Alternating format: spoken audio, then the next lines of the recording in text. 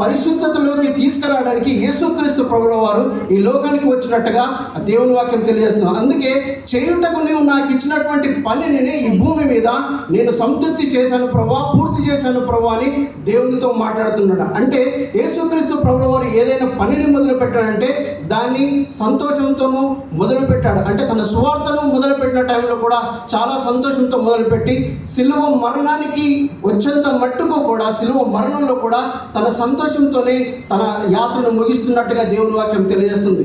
ఎందుకు అంటే సమాప్తమైన మాటను ఇంత గొప్పగా విజయోత్సవంతో దేవుడు తండ్రితో పలికి ఉన్నాడంటే తను చేసిన క్రియలు ఈ భూమి మీద చాలా గొప్పదిగా ఉండడం వల్ల సంతోషకరమైన వార్తను తండ్రితో చెప్తూ ఉన్నాడు అనమాట. రెండవదిగా ఇక్కడ ప్రవచనాలను నెరవేర్చడానికి యేసుక్రీస్తు ప్రభుల వారు వచ్చినట్టు దేవుని వాక్యం చాలా స్పష్టంగా తెలియజేస్తుంది.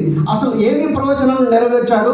తన మరణానికి ముందు యేసు ప్రభుల వారు ఏ ప్రవచనాల ద్వారా నెరవేర్చు జరిగిందని చెప్పేసి మనం గుర్తు చేసుకున్నట్టయితే యెషయా 7వ అధ్యాయము 14వ వచనంలోను, మత్తయి సువార్త 1వ అధ్యాయం 18వ వచనంలో కన్యకు మరియా గర్భంన ధరింపబడి పుడతాడనే ప్రవచనం నెరవేర్పు యేసుక్రీస్తు ప్రభుల వారు పుట్టిన తర్వాత అది నెరవేర్పు జరిగిందని, అది సమాప్తమైందని దేవుని పేరిట జ్ఞాపకం చేస్తున్నాను.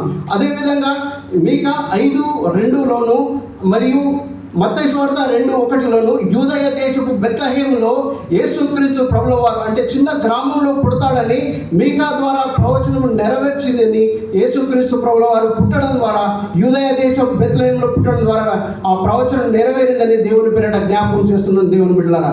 అదేవిధంగా అబ్రాహాము వంశానికి చెందినవాడుగా యేసుక్రీస్తు ఉన్నాడని మత్తయి 1:1 ప్రకారము, ఆదికాండం 22:8 ప్రకారము దేవుని వాక్యం ఇక్కడ ప్రవచనం నెరవేరినట్టుగా చూస్తున్నాం.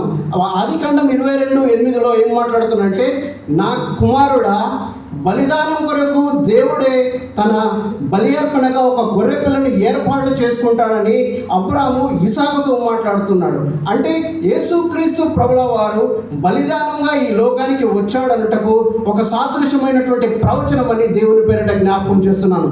అదేవిధంగా దావీదు వంశంలోను లేదా దావీదు గోత్రంలోను యేసుక్రీస్తు ప్రభుల వారు పుడతారనుటకు 2 సమూయేలు 7వ అధ్యాయం 12 నుండి 14 వచనాల్లో అక్కడ జ్ఞాపకం చేస్తున్నాడు. అక్కడ మాట్లాడుతూ, నీవు చనిపోయిన తర్వాత లేదా నీవు నీ పితరులతో కూడా నిద్రించిన తర్వాత నీ గోత్రం నుండి లేదా నీ వంశం నుండి ఒక వ్యక్తిని నేను బయటకి తీసుకొని వస్తాను, అతని రాజ్యాన్ని స్థిరపరుస్తానని చెప్పేసి ఆ ప్రవచనం నెరవేరినట్టుగా దేవుని వాక్యం తెలియజేస్తుంది. అంటే ప్రవచనాలను నెరవేర్చడానికి యేసు ప్రభుల వారు ఈ భూలోకంపై వచ్చేయడానికి ఇది ఒక సాదృశ్యమైనటువంటి మాటలని దేవుని పేరిట జ్ఞాపకం చేస్తాను. ఇంకా చెప్పాలంటే మనము ఆయన 33.5 సంవత్సరాల యొక్క ఆగపాట్లు కూడా యేసుక్రీస్తు శిలువ మీద ఉండడం వల్ల సమాప్తి చేసినట్టు ప్రవచనం నెరవేరిందని దేవుని పేరిట జ్ఞాపకం చేస్తున్నాడు. ధర్మశాస్త్రంలో ఉన్నటువంటి పాత నిబంధనలను పూర్తిగా సమాప్తి చేసి ఉన్నాడు. అక్కడ మూడవదిగా ఏంటంటే ధర్మశాస్త్రాన్ని తీర్చడానికి యేసు ప్రభుల వారు ఈ భూమిపైకి వచ్చాడని, ధర్మశాస్త్రంలో ఉన్న విధి విధానాలను మనందరి మీదకి కాకుండా యేసుక్రీస్తు ప్రభుల వారే తానే భరించాడని దేవుని వాక్యం ఇక్కడ తెలియజేస్తుంది. మత్తయి సువార్త లో చూసినట్టయితే 5వ అధ్యాయం 17వ వచనంలో మాట్లాడుతున్నాడు, నేను భూమి మీద ధర్మశాస్త్రంనైనను ప్రవక్తలకు చెప్పిన ప్రవచనాలను కొట్టివేయడానికి రాలేదు, కానీ వాటిని ప్రవచనాలను నెరవేర్చడానికి వచ్చానని దేవుని వాక్యం స్పష్టంగా తెలియజేస్తుంది. అదేవిధంగా రోమా 10వ అధ్యాయం 4వ వచనంలో విశ్వాసం ఉంచు ప్రతి వాడును నిత్య జీవము పొందుటకు యేసుక్రీస్తు ప్రభుల వారు ధర్మశాస్త్రంలో సమాప్తి అయి ఉన్నాడని దేవుని వాక్యం చెప్తుంది. అంటే ఆనాటి కాలంలో ధర్మశాస్త్రంలో ఉన్నటువంటి విధి విధానాల వల్ల చాలా మంది ఇబ్బందులు పడినట్టుగా దేవుని వాక్యం చెప్తుంది. అందుకని యేసుక్రీస్తు ప్రభుల వారు ఈ లోకానికి వచ్చాడని చెప్పేసి జ్ఞాపకం చేస్తున్నాను దేవుని బిడ్డలారా. ఎందుకంటే ధర్మశాస్త్రం అన్నది అప్పటి కాలంలో ఒక అద్దం లాంటిది మాత్రమే. అంటే ధర్మశాస్త్రం ద్వారా రక్షణ పొందుకోలేకపోయిన వ్యక్తులు యేసుక్రీస్తు ప్రభుల వారి ద్వారా రక్షణ పొందుకున్నట్టుగా చూస్తున్నాం. ఒక వ్యక్తి బావిలో పడ్డాడు అనుకుందాం, ఆ బావిలో పడినటువంటి వ్యక్తికి అద్దం తీసుకొని వెళ్ళేసి ఈ అద్దం చూపెడుతూ నువ్వు భూమిపైన ఉన్నావు అని చూపెట్టడం ద్వారా అతను భూమిపైన ఉన్నట్టయితే కాదు. ఎందుకు కాదంటే అతను బావిలోనే ఉండిపోయాడు. కానీ అదే మనిషి బావిలో ఉన్నప్పుడు ఇంకో వ్యక్తి వచ్చి ధర్మశాస్త్రంలో ఉన్నటువంటి సూక్తులను, అంటే నరాతి చేయకు, దొంగిలించకు, వ్యభిచరింపకు, అబద్ధం మాట్లాడకు, పొరుగువారిని దేని ఆశింపకు అని చెప్పినంత మాత్రాన ఆ బావిలో ఉన్న వ్యక్తి పైకి రాలేడు. కానీ అదే వ్యక్తికి ఇంకో వ్యక్తి వచ్చేసి ఆ బావిలో ఉన్న వ్యక్తికి ఒక నిచ్చెనను ఒక తాడును అందించడం వల్ల అతను పైకి వస్తాడు. అంటే నిచ్చెనను తాడును అందించడం వల్ల పైకి రావడం అంటే యేసుక్రీస్తు ప్రభుల వారు ధర్మశాస్త్రానికి మరియు తండ్రికి మధ్యవర్తిగా ఈ లోకానికి వచ్చాడని దేవుని వాక్యం తెలియజేస్తుంది. అందుకని అప్పటి కాలంలో మనుషులందరూ ఏం చేశారంటే భక్తి మార్గాన్ని అంటే 365 రోజులు భక్తి మార్గం చేస్తూ దేవుని వెతుకుతూ ఉన్నారు. అంటే పరలోక రాజ్యానికి వెళ్ళాలని, ఏ విధంగా వెళ్ళాలని ఆలోచిస్తూ భక్తి మార్గాన్ని కనుగొన్నారు. కానీ భక్తి మార్గం వల్ల యేసుక్రీస్తును కనుగొనలేకపోయారు, పరలోక రాజ్యానికి వెళ్ళలేకపోయారు. అదేవిధంగా జ్ఞాన మార్గాన్ని ఎంచుకున్నారు. అంటే దైవ జ్ఞానాన్ని పొందుకొని జీవిస్తే దేవుని రాజ్యానికి చేరుకుంటామని ఒక ఆలోచనలో వెళ్ళారు. కానీ ఆ దైవ జ్ఞానం వల్ల కూడా వారు వెళ్ళలేకపోయారు. తర్వాత చివరిగా కర్మ మార్గాన్ని ఎన్నుకున్నారు. అంటే చేసిన పాపాలకు పుణ్యం చేస్తే, అంటే దాన ధర్మాలు చేయడము, లేకపోతే ట్రస్ట్లు ఓపెన్ చేసి పేదవాళ్ళని రక్షించడం కోసము దాన ధర్మాలు చేయడం మొదలుపెట్టారు. ఆ విధంగానే వారికి మనశ్శాంతి లేకపోయేసరికి మనిషి ఏం చేశాడంటే పరలోకం వైపు చూశాడు. తండ్రి, నువ్వు తప్ప ఈ లోకంలో ఏ మనిషి కూడా పరలోక రాజ్యానికి మమ్మల్ని తీసుకొని వెళ్ళలేరు ప్రభువా, మా జీవితాలను మార్చడానికి రావని కోరుకున్నారు. అందుకే ధర్మశాస్త్రానికి మరియు పరలోకానికి మధ్యలో యేసుక్రీస్తు ప్రభుల వారు వారధిగా వచ్చాడు, ధర్మశాస్త్రానికి సమాప్తి ఉన్నాడని జ్ఞాపకం చేస్తున్నాను. చివరిగా ఒక మాట జ్ఞాపకం చేయాలని నేను అనుకుంటున్నాను.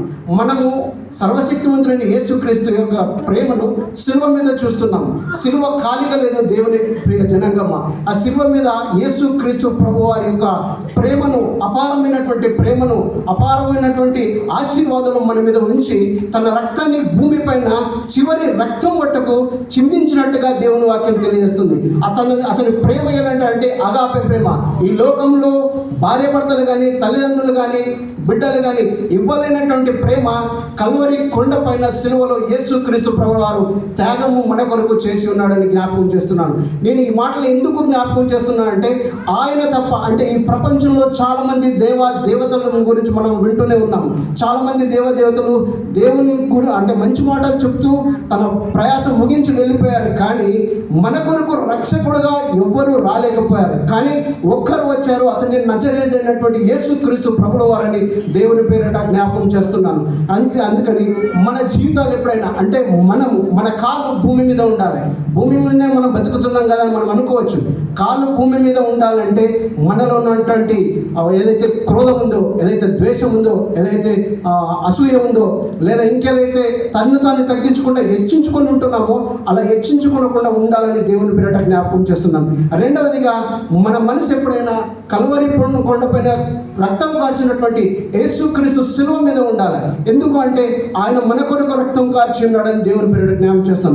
మూడవదిగా మన ధ్యాస, మన గమ్యము, మన ధ్యాసతో పాటు మన ప్రార్థన జీవితాన్ని, మన బ్రతుకును పరలోకంపై పెట్టి పరలోక రాజ్యం కొరకు వారసత్వంగా ఉంటే యేసుక్రీస్తు ప్రభుల వారు తండ్రి అయిన దేవునికి మరియు ధర్మశాస్త్రమునకును ఈ లోకంలో ఉన్నటువంటి సాతాను అంధకార క్రియలకు మధ్యవర్తిగా ఉన్నాడు. కాబట్టి యేసుక్రీస్తు ప్రభుల వారి తప్ప పరలోక రాజ్యానికి నన్ను ఏ మానవుడు తీసుకొని వెళ్ళలేడు, ఏ దేవుడు తీసుకొని వెళ్ళలేడని దేవుని పేరిట జ్ఞాపకం చేస్తూ ఉన్నాను. యేసు మార్గము, సత్యము, జీవమై ఉన్నాడు. ఆయన యందు తప్ప వేరొకరు దేవుని రాజ్యానికి చేరలేరని మరియు ఆయనే మనకు ధర్మశాస్త్రానికి వారధి అయినట్టు. అసలు ధర్మశాస్త్రం అంటే విశ్వాసం ఉంచు ప్రతి వానికి, అంటే యేసుక్రీస్తును విశ్వాసం ఉంచు ప్రతి వానికి నిత్య జీవం ఇవ్వడానికి క్రీస్తు యేసు ధర్మశాస్త్రానికి సమాప్తి అయి ఉన్నాడని దేవుని పేరిట జ్ఞాపకం చేస్తున్నాను. యేసుక్రీస్తు ప్రభు ఏదైతే తండ్రి పని కోసం వచ్చి పని ముగించి వెళ్ళిపోయాడో, అతని పనిని ఏ విధంగా దేవుడికి అప్పచెప్పాడో మన జీవితాలను కూడా తండ్రికి అప్పచెప్పాలి. అదే ఒకరికైనా దేవుని సువార్తను ప్రకటించడము లేదా వెళ్ళే వారిని దేవుని సువార్తలోకి పంపించడము చేసే బాధ్యత మనమై ఉండాలని దేవుని పేరిట జ్ఞాపకం చేస్తూ ఈ చిన్న వాక్యాన్ని ముగిస్తున్నాను. Thank you.